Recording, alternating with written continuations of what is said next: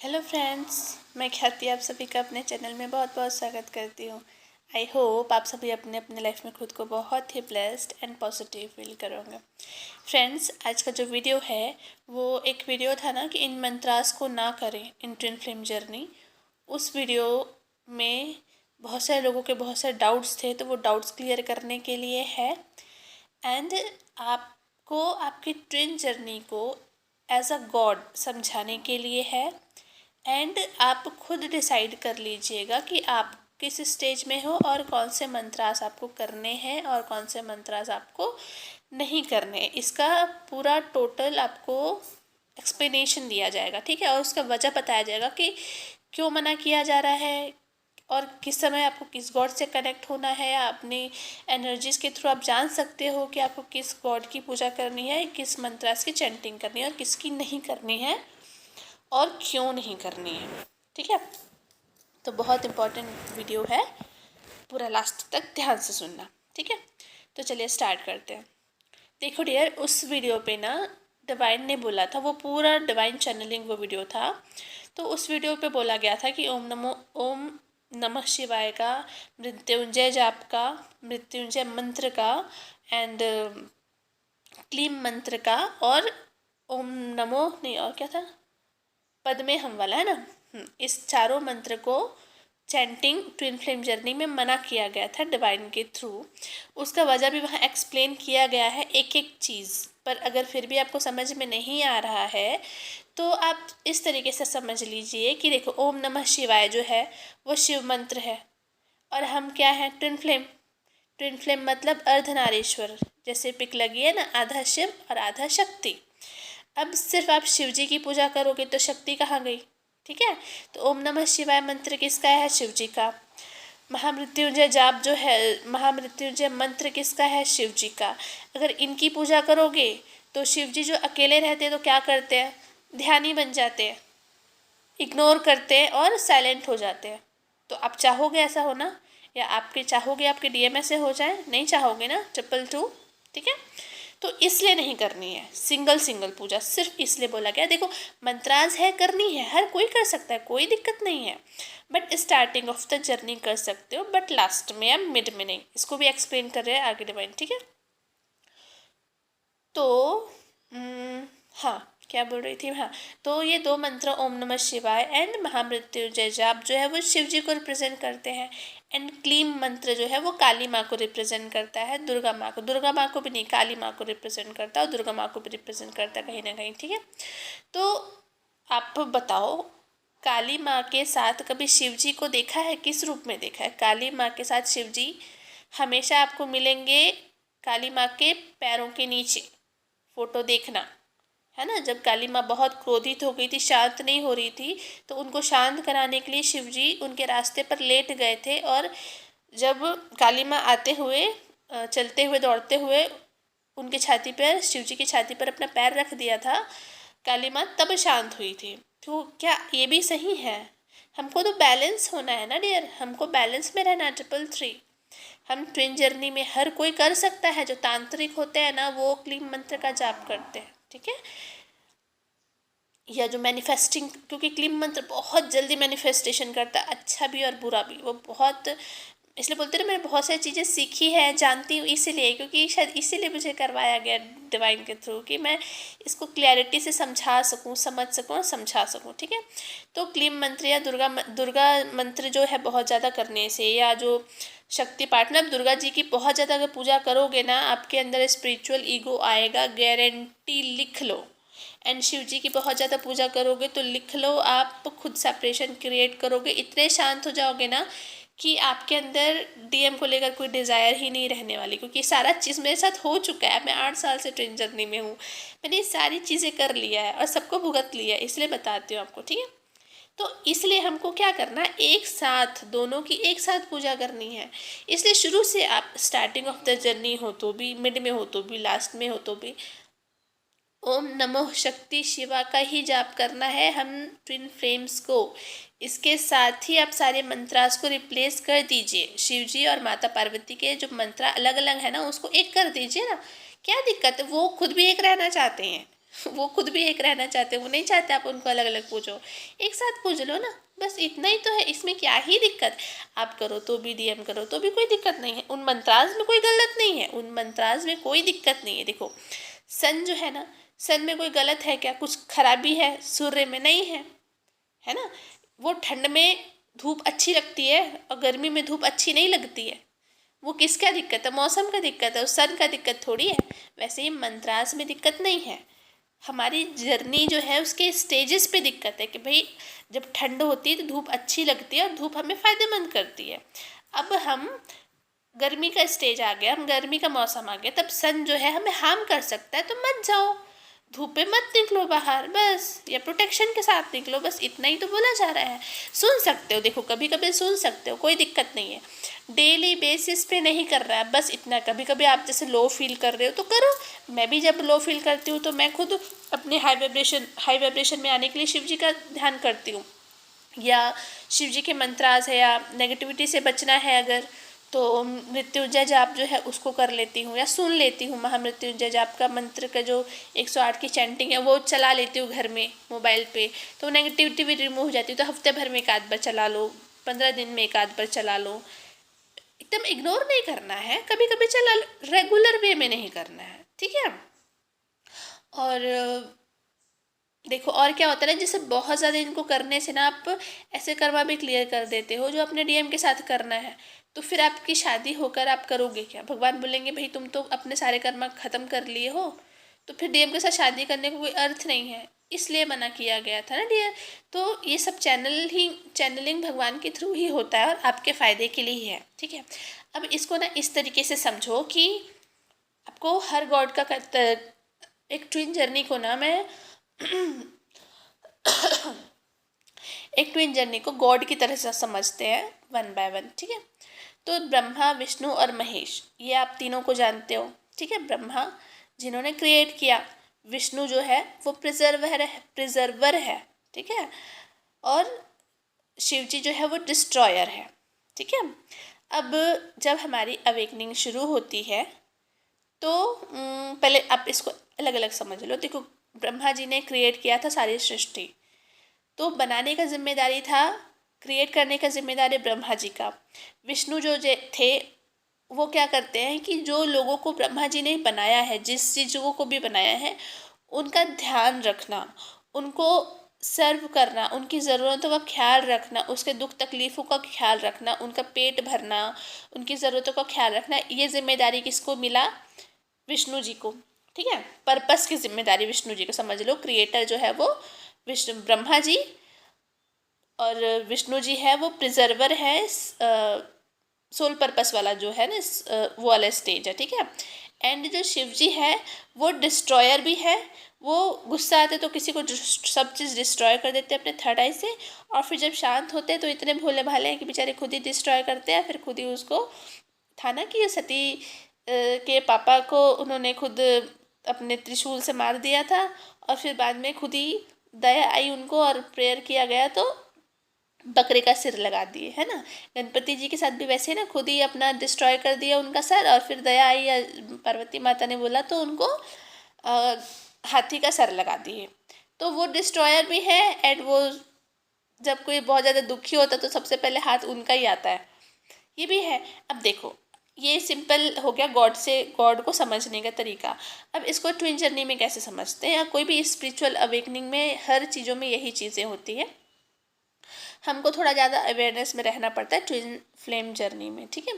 तो देखो पहला जब हम अवेकनिंग में आते हैं, स्पिरिचुअल अवेकनिंग हमारी स्टार्ट होती है, तो बताओ अब सबसे पहले किस गॉड से कनेक्ट हुए थे, बताओ।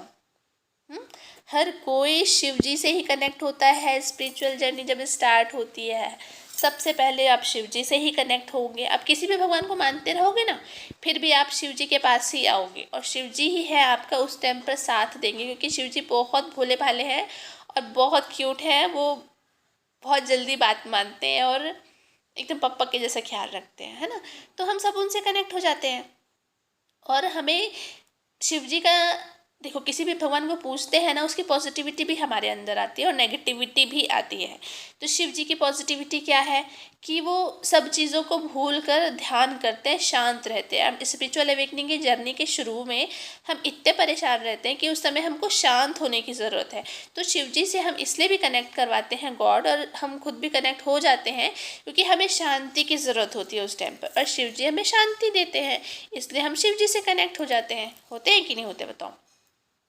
अब पहले शिव जी से कनेक्ट होते हैं। अब शिव जी के बाद हमें ट्विन जर्नी से पता चलता है, फिर शिव और पार्वती माता को हम उन दोनों की पूजा करते हैं, बट अलग अलग तरीके से पूजा करते हैं। जैसे कोई शिव जी से कनेक्ट हो जाते हैं और कोई दुर्गा माता से या पार्वती माता से कनेक्ट होते हैं। बट हम ट्विन फ्लेम जर्नी में तो हमको दोनों को लेकर चलना है। अब अलग अलग पूज रहे हो तो भी अब आपको कंबाइन हो जाना है, उनको कंबाइन करोगे तब आप कंबाइन हो पाओगे और कंबाइन रह पाओगे। ठीक है, इसलिए कंबाइन करने हैं।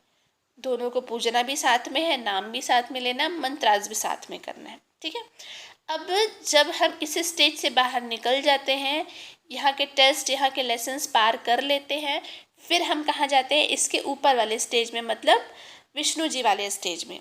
विष्णु जी वाले स्टेज में क्या करते हैं, हम सोल पर्पस करते हैं। ठीक है, सोल पर्पस वाला जो स्टेज होता है ना, ये मिड ऑफ द जर्नी है। 11 है ना, ये मिड ऑफ द जर्नी है। अब सोल पर्पस करते हैं। अब सोल पर्पस जब करते हैं तो इस टाइम पर हमारे ऊपर लक्ष्मी जी मेहरबान होती हैं और हमारी मटेरियलिस्टिक ग्रोथ होती है, बट यहाँ पे भी टेस्ट होते हैं। ठीक है, देखो जो शिव जी और पार्वती वाले स्टेज में क्या टेस्ट होता है कि आप दोनों में बैलेंस बनाकर रख सकते हो कि नहीं, ये टेस्ट है। और आप दोनों को इक्वली पूज सकते हो कि नहीं, ये टेस्ट है। क्योंकि देखो हमेशा आपको शिव जी के बाजू में ही पार्वती माता मिलेंगी, कभी शिव जी के चरणों में नहीं मिलेंगी आपको, कभी शिव जी के, मतलब वो बैलेंस हमेशा साथ में इक्वली बैठकर ही वो बैलेंस होते हैं। देखा है ना आपने, कभी देखा किसी भी सीरियल, कुछ भी भगवान वाले में कि वो उनके चरणों में बैठी हैं? नहीं, वो हमेशा वो इक्वल हैं और वो इक्वालिटी को ही चाहते हैं। और ये टेस्ट है आपका कहीं ना कहीं। ये जो गाइडेंस इसलिए भी था कि बहुत सारे लोग उस टेस्ट में फेल हो रहे थे, आप इक्वल नहीं देख पा रहे थे। ठीक है, 12 जो है वो इंट्यूशन का नंबर है कि फॉलोअर इंट्यूशन, है ना। तो इस तरीके से वो शिव जी और पार्वती वाला स्टेज में जो लास्ट टेस्ट होता है वो यही होता है कि आप दोनों को इक्वल देख पा रहे हो कि नहीं देख पा रहे हो, और बैलेंस कर पा रहे हो अपने अंदर कि नहीं कर पा रहे हो। अब जब इक्वल देख ले तो बैलेंस कर ले तो फिर आप आते हो विष्णु जी वाले स्टेज में, विष्णु जी और लक्ष्मी वाले स्टेज में। अब इस स्टेज में आप करते हो सोल पर्पस। सोल पर्पस किस तरीके से करते, सोल पर्पस सबका अलग अलग होता है। चलो सोल पर्पस कर रहे हैं, इसमें सावधानी क्या रखनी होती है कि आपको लक्ष्मी से अटैचमेंट नहीं रखना है। हमेशा देखना विष्णु जी के चरणों में बैठी होती है लक्ष्मी माँ। ठीक है, तो वो क्या रिप्रेजेंट करता है कि अगर आपके ऊपर लक्ष्मी मेहरबान है पर आपको पैसे से मोह नहीं रखना है। ये टेस्ट होता है एक सोल पर्पस करने वाले स्टेज में, हमको लक्ष्मी से अटैचमेंट नहीं चाहिए और नहीं करना होता है। ये वहाँ का एक लेसन होता है, बहुत इम्पोर्टेंट लेसन। और जो अटैचमेंट रखते हैं लक्ष्मी से, पैसे से, अपने चैनल से या किसी भी थ्रू, जिस भी थ्रू आपको पर लक्ष्मी मेहरबान हो रही है, तो फिर आप नीचे वाले स्टेज में जा सकते हो। मतलब कहाँ, शिव जी और पार्वती वाले स्टेज में। ऊपर नहीं जाओगे, क्रिएटर के स्टेज में नहीं जाओगे, नीचे चले जाओगे। इसलिए ना जब सोल पर्पस करते हैं तो लक्ष्मी से अटैचमेंट नहीं होना है। ठीक है, उसको इस तरीके से लेना है, रुकना बेटा, इस तरीके से लेना कि जो लक्ष्मी आ रही है मेरे पास वो मेरे लिए भी है और सबके लिए है। मैं प्रिजर्वर हूँ, मैं सबको बांटने वाला हूँ, मैं अपना अनकंडीशनल लव भी बांटूंगा और अपना पैसा भी बांटूंगा, क्योंकि देने वाला जो है वो ईश्वर है, वो मेरे लिए नहीं दे रहा, वो सबके लिए दे रहा है। ये टेस्ट है, इसको इस तरीके से क्लियर करना पड़ता है। उसके बाद जब हम इस टेस्ट में क्लियर हो जाते हैं, फिर हम जाते हैं क्रिएटर की एनर्जी में, ब्रह्मा जी की एनर्जी में। एंड ब्रह्मा जी की एनर्जी में हम क्या करते हैं, अपनी लाइफ को क्रिएट करते हैं।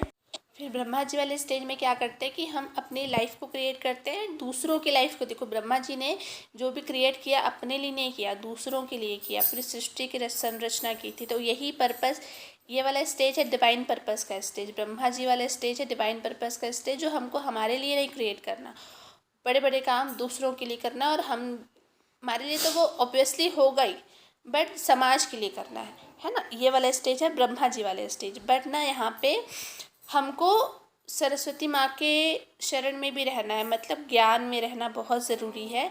क्रिएटर, कोई भी क्रिएटर अपनी लाइफ का होगा ना, उसको स्पिरिचुअल ईगो आ ही जाएगा अगर वो ज्ञान में नहीं रहेगा। इसलिए जो भगवान की जोड़ियाँ बनी है ना, इसी वजह से बनी। उनकी जोड़ियाँ भी बहुत सारी चीज़ें सिखाती हैं, ठीक है। जैसे शिव शक्ति सिखाता है इक्वली बैलेंस रहना, ठीक है। बहुत सारे लड़के होते हैं ना जो अपनी वाइफ को या किसी भी लड़की को एक लड़के के बराबर नहीं देखते, तो वो लेसन वहाँ सिखाया जाता है कि दोनों इक्वल है ना।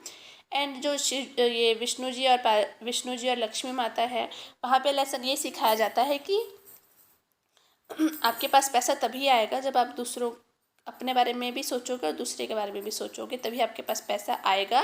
एंड आपके पास कितना भी पैसा हो, आपको पैसे से अटैचमेंट नहीं रखना, मोह नहीं रखना है। ये चीज़ें वो विष्णु जी और लक्ष्मी माता की जोड़ी सिखाती है।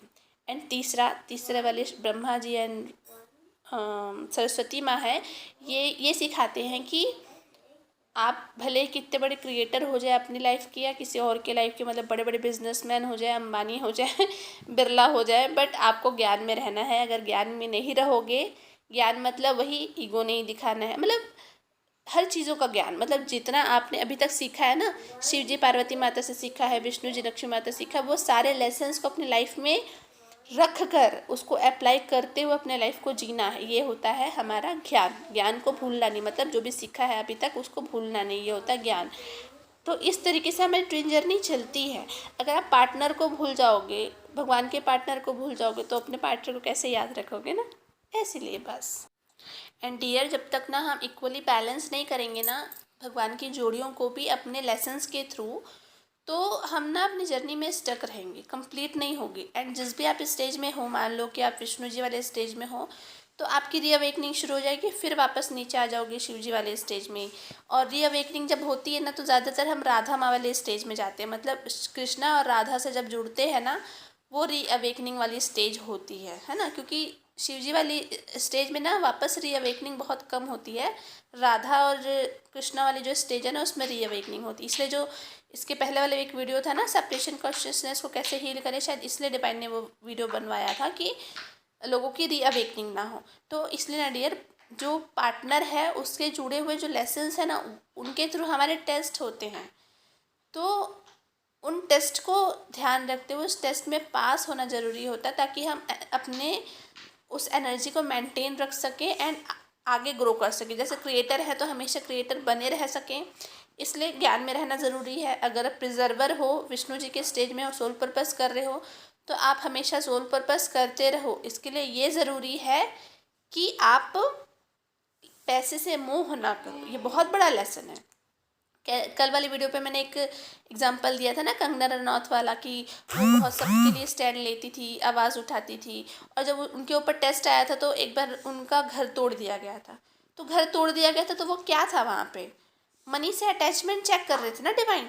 और जो एक वीडियो था ना कि नेगेटिविटी के साथ मिलके भगवान खुद टेस्ट लेते, तो ये वो भी था। फाइनल स्टेज में गॉड खुद नेगेटिविटी के साथ मिलकर टेस्ट लेते, तो कंगना रनौत जी का घर तोड़ दिया, पर फिर भी ना वो हारी ना वो थकी, अपने काम पर लगी हुई थी। एट लास्ट उनको पद्मश्री अवार्ड मिलाना। तो बस इसलिए ये सारी चीज़ें सिखा रही है, इतना क्वेश्चनिंग नहीं है।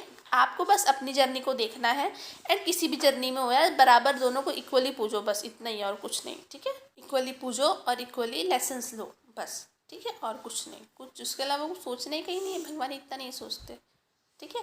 बस आपके लिए, भले के लिए जो भी है, ठीक है। Thank you, love you, God bless you. ओम नमो शक्ति शिवा ओम।